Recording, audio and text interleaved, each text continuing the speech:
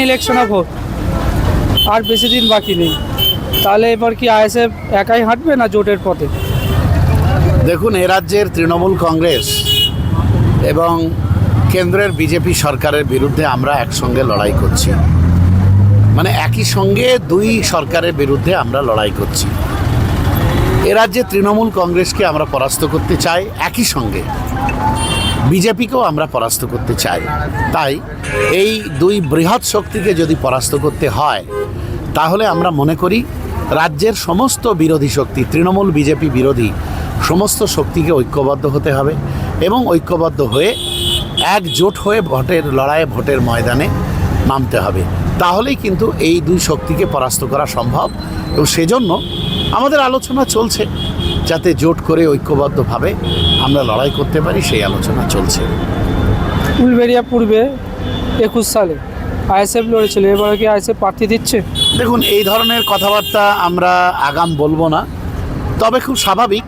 গতবার যেহেতু উলুবেড়িয়া পূর্ব কেন্দ্রে আমরা প্রতিদ্বন্দ্বিতা করেছি এবং শাসক দলের এই ভয়ঙ্কর সন্ত্রাস, 21 সালে যে সন্ত্রাস ছিল, সেই সন্ত্রাস খুব ভয়ঙ্কর ছিল। সেই সন্ত্রাসকে উপেক্ষা করে আমাদের কর্মীরা, আমাদের সমর্থকরা যেভাবে ঝুঁকি নিয়ে উল্লেখযোগ্যভাবে আমাদের কিন্তু ভোট, আমাদের মানে যে প্রার্থী ছিল আব্বাসউদ্দিন খান, তিনি কিন্তু উল্লেখযোগ্য ভোট পেয়েছিলেন।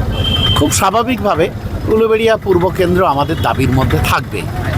আমরা চাইব আমাদের সেই ধারা সেটা বজায় থাকুক, কিন্তু যেহেতু জোটের বিষয়, তাই সেটা তো আলাপ আলোচনার ভিত্তিতেই ফাইনালাইজ করা হবে। হুমায়ুন কবির বারবার বলছে আইএসএফের সাথে কথা হয়েছে, অন্যদিকে হুমায়ুন কবির বলছে নওশাদ সিদ্দিকী চালাকি করছে, এ বিষয়ে কি বলবে? আদৌ কি কথা হয়েছে? দেখুন, এইটা নিয়ে আসলে হুমায়ুন কবির যে কথাবার্তাগুলো বলছেন, সেই কথাবার্তাগুলোর সারবত্তা কি, সত্যতা বা কতটুকু কথাবার্তার মধ্যে সঠিকতা আছে, সেটা একমাত্র হুমায়ুন কবির বলতে পারবেন। আর আমার পার্টির চেয়ারম্যান তার প্রতিক্রিয়া ইতিমধ্যে জানিয়ে দিয়েছেন। সুতরাং এই সাবজেক্টে আবার নতুন করে আমি কিছু বলতে চাই না।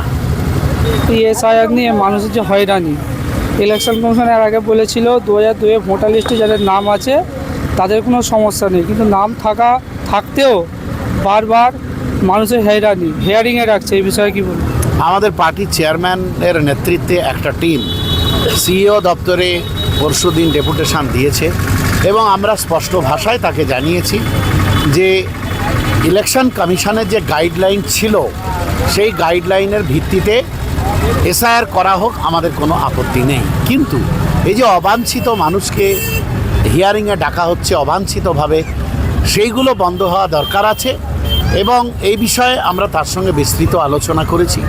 আমরা এই বিষয়ে বলতে চাই, রাজ্যের মুখ্যমন্ত্রী তিনি কিন্তু ইচ্ছা করলে এই অবাঞ্ছিত হিয়ারিংয়ের বিরুদ্ধে তিনি কিন্তু অবস্থান নিতে পারেন।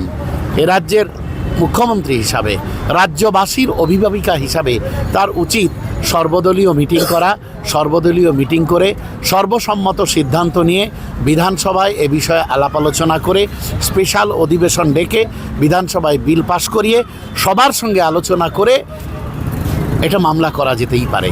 সুতরাং মুখ্যমন্ত্রী সেই পথে না হেঁটে মানুষকে বরং আতঙ্ক তৈরি করাচ্ছেন। আমরা এই আতঙ্কের বিরুদ্ধে, তবে হ্যাঁ, এই হয়রানিও আমরা মেনে নেব না।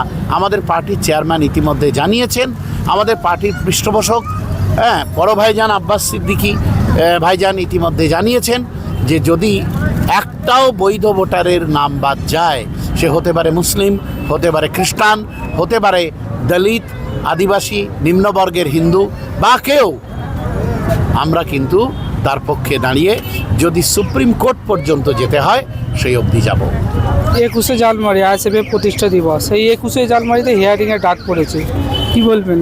পরিকল্পিতভাবে দিয়েছে? আমাদের কর্মীদের উদ্দেশ্যে আমাদের বার্তা যে আমরা যাদের নাম 21শে জানুয়ারি হিয়ারিংয়ে ডাকা হয়েছে, আমরা অ্যাপ্লিকেশান করলেই, মানে ইলেকশন কমিশনের গাইডলাইন অনুযায়ী যদি কোনো ভোটার নির্দিষ্ট দিনে উপস্থিত না থাকতে পারে, তাহলে কিন্তু সে ফার্দার ডেট চাইলে তাকে দিতে বাধ্য।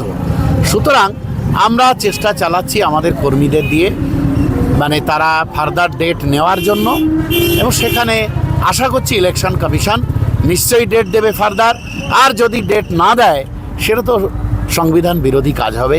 আর আমার পার্টির চেয়ারম্যান, আমাদের প্রিয় বিধায়ক নওশাদ সিদ্দিকী সংবিধানকে সামনে রেখে কিভাবে আন্দোলন করতে হয় বাংলাবাসীকে শিখিয়ে যাচ্ছেন।